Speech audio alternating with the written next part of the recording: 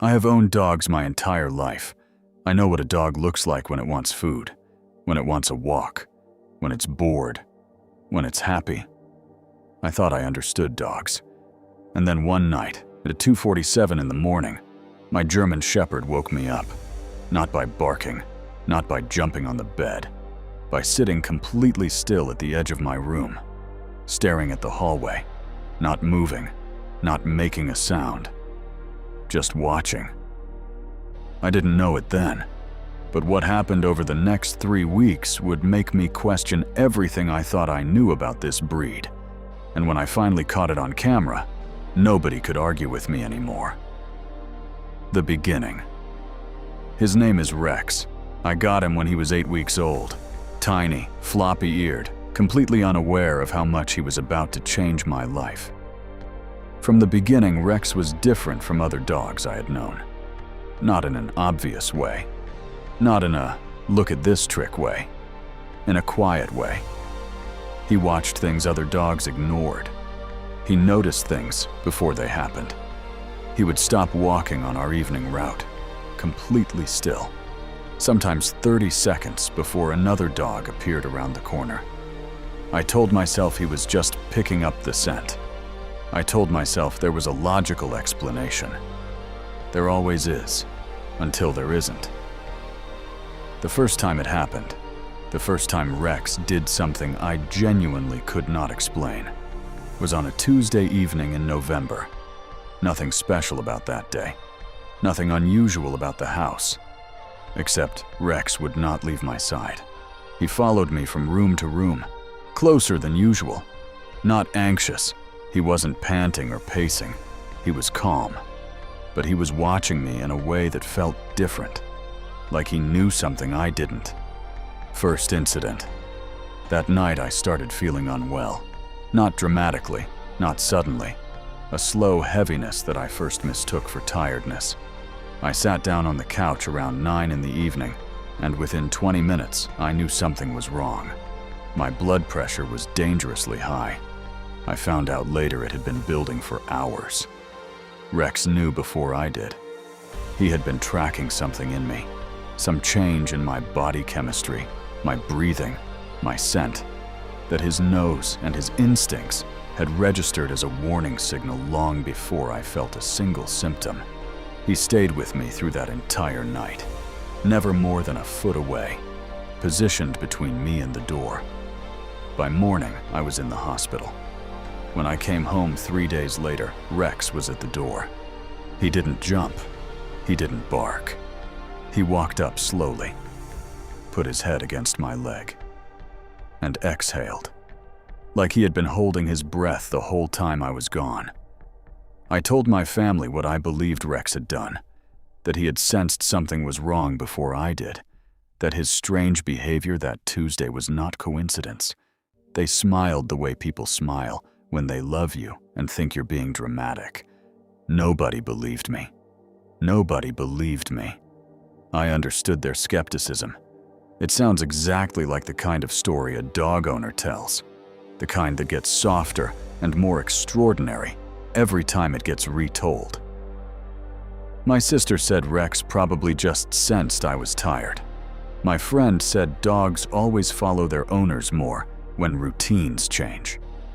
My doctor, and I respect him, said it was almost certainly coincidence, that I had probably been showing subtle signs of illness that I wasn't consciously aware of, and Rex had simply responded to behavioral changes rather than anything physiological.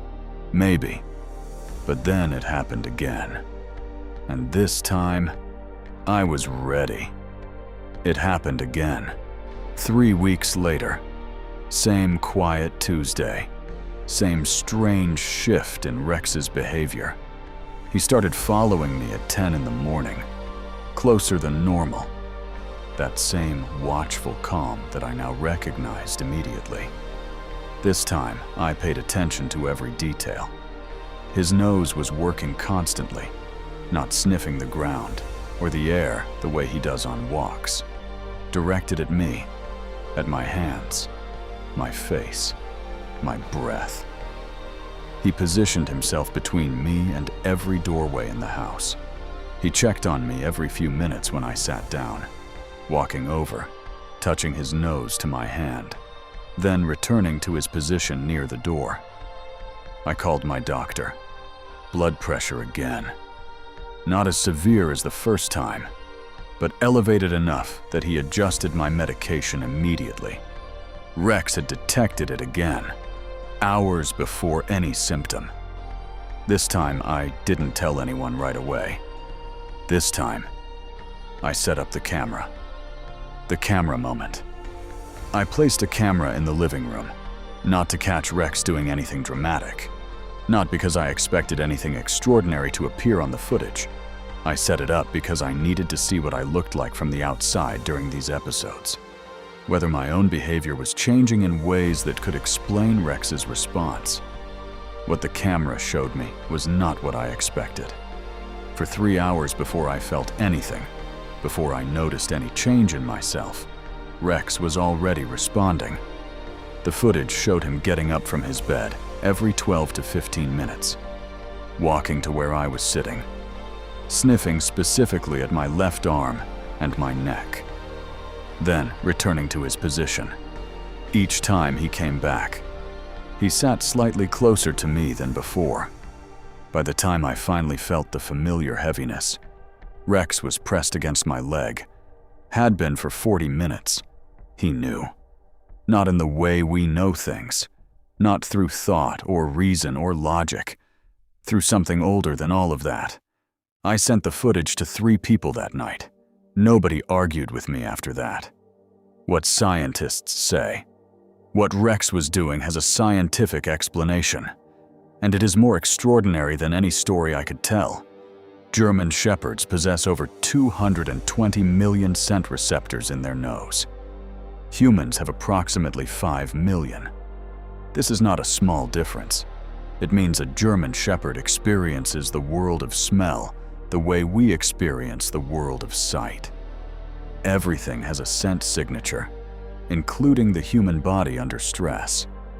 When blood pressure rises, when blood sugar drops, when the body begins moving toward a medical event, it releases specific volatile organic compounds, chemical signals that change the scent of a person's skin, breath, and sweat in ways completely imperceptible to other humans. But not to a German Shepherd. Peer-reviewed studies have shown that trained medical detection dogs can identify these chemical changes with accuracy rates that rival clinical diagnostic tools. Some studies report accuracy above 90% for certain conditions. But here is what those studies also show. Some dogs do this without any training at all, through nothing but the bond they have formed with their person and the extraordinary biological machinery that evolution built into their nose. Rex was never trained to do what he did. He just loved me. And love, in a German Shepherd, apparently comes with abilities that science is still working to fully understand. Emotional close. I think about that footage sometimes. Rex getting up every 12 minutes, walking over, checking, returning. He wasn't panicking. He wasn't barking. He wasn't doing anything that looked like a trained alert. He was just watching over me, the way he always does, the way he has done every single day since the first morning I brought him home. People ask me sometimes what the most loyal dog breed is. I don't answer with statistics or breed comparisons anymore. I just tell them about a Tuesday in November, about a dog who knew something was wrong before I did, about a camera that caught what nobody believed, and about an animal who has never once, not a single day, stopped paying attention to whether I am okay. That is what a German Shepherd is, not just a dog, a guardian, and they chose that job themselves.